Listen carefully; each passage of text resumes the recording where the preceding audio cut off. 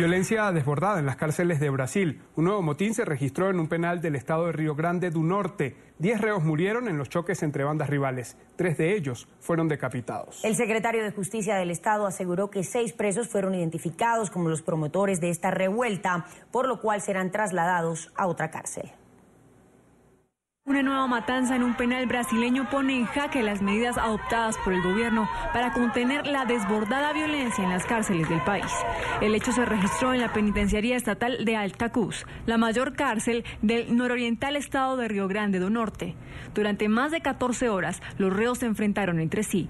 Varios de ellos fueron asesinados cruelmente, algunos decapitados. El motín terminó ante la intervención de las autoridades que retomaron el control. Tras la revuelta, la Secretaría de Justicia del Estado identificó a los prisioneros que promovieron el motín. Determiné que el ministro de Justicia, Alexandre de Moraes, preste toda la asistencia necesaria para las autoridades del Estado. Recientemente el gobierno brasileño se comprometió con un presupuesto de $135 millones con el fin de incrementar la seguridad de los centros de reclusión. Y es que no es la primera vez en este 2017 que se registra un hecho como este. En total, más de 100 convictos han sido asesinados dentro de las instalaciones carcelarias del país en las últimas semanas. La crisis del sector penitenciario comenzó el primer día del año con una reyerta en una cárcel de Manaus. 56 presos murieron en los choques. La ola de violencia siguió con otra rebelión en un centro de detención rural de la misma ciudad y continuó en Boavista, con al menos 33 detenidos fallecidos. Según monitoreos realizados por oficiales de inteligencia en Colombia, el detonante de las matanzas es la disputa por los proveedores de droga en varios países, incluidas 4 poderosas estructuras mafiosas colombianas: el Cártel del Golfo, la disidencia de las FARC, la Oficina de Envigado y los caqueteños. A esta hora saludamos en Sao Paulo a César Muñoz, investigador de Human Rights Watch en Brasil. Señor Muñoz, muy buenas tardes y gracias por acompañarnos en el informativo. Gracias a ustedes. Hemos visto la reseña. Según medios de Brasil, ya esta es la 5ª situación que se registra puertas adentro de un centro penitenciario. Esto, según su criterio y la investigación que ustedes llevan adelante, podría evidenciar la imposibilidad de las autoridades de tener el control de los centros penitenciarios. Pues sí, nosotros trabajamos en prisiones desde hace muchos años en Brasil y lo que hemos visto es, digamos, una gran negligencia por parte de las autoridades, tanto gobiernos de izquierda como derecha, en las últimas décadas, que progresivamente se han desentendido de lo que ocurre dentro de las prisiones brasileñas y ahora mismo en muchas instalaciones de Brasil, incluso en algunas que yo he visitado, el control real y la autoridad dentro es de grupos criminales. Ahora, ¿cuáles en su concepto deben ser entonces el tipo de medidas adoptadas por parte de las autoridades? Escuchábamos la semana pasada al presidente Michel Temer manifestarse supremamente preocupado y hacer un anuncio sobre una millonaria inversión que se haría y que se destinaría justamente para la seguridad en estas prisiones. Pues mire, las autoridades del Ejecutivo tienen mucha culpa por lo que está pasando, pero también es culpa del sistema judicial, porque el problema clave de las prisiones de Brasil es el hacinamiento.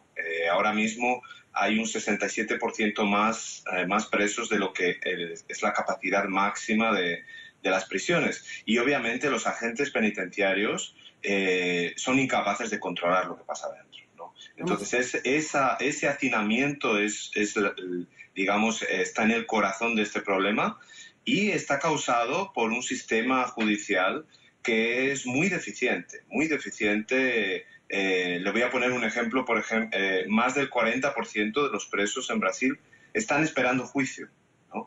Y esa espera puede ser muy prolongada. Por ejemplo, en el año pasado, a finales del año pasado, yo estuve en la prisión femenina de Pernambuco y allí entrevisté 2 mujeres que llevaban 6 años esperando juicio. 6 años. También documenté un caso de un hombre que estuvo 10 años en prisión después de cumplir la pena, ¿no? De una forma absolutamente ilegal, ¿no? Entonces son estos problemas del sistema judicial que están llenando las cárceles de personas que no deberían estar allí y donde son vulnerables al reclutamiento por parte de grupos criminales.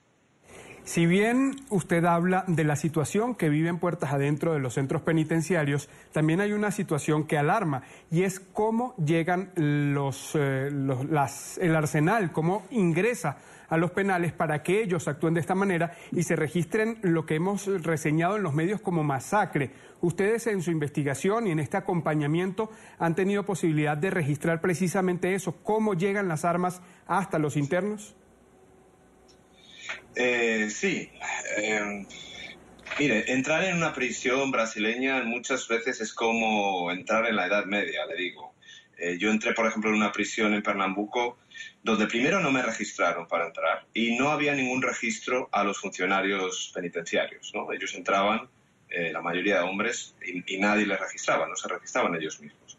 Y dentro, los pabellones, esto fue en el presidio de la prisión de Curado, en Pernambuco, en los pabellones están todos los hombres sueltos, ¿no? Hay como 200 hombres sueltos. ¿Por qué? Porque son tantos que literalmente si les metieran en las celdas se morirían. Simplemente no hay espacio. Entonces ellos están sueltos allá adentro y cualquier acto de violencia que ocurre dentro, nadie lo va a investigar o parar, obviamente, ¿no? Entonces los presos hacen armas con hierros, con lo que encuentran por allá, y también hay obviamente un elemento de corrupción que permite la entrada de todo tipo de cosas. Por ejemplo, cuando yo entré en ese presidio, yo vi a presos fumando crack dentro, ¿no? Y eso, yo era una visita, imagina lo que hacen cuando no hay visitas, ¿no? Claro. En esa prisión yo sé que ha habido armas de fuego incluso. Claro, y pues gracias por haber estado con nosotros, por hacernos entender un poco cuál es la verdadera situación en las cárceles de Brasil. César Muñoz, investigador de Human Rights Watch en territorio brasileño. Muy amable, señor. Gracias.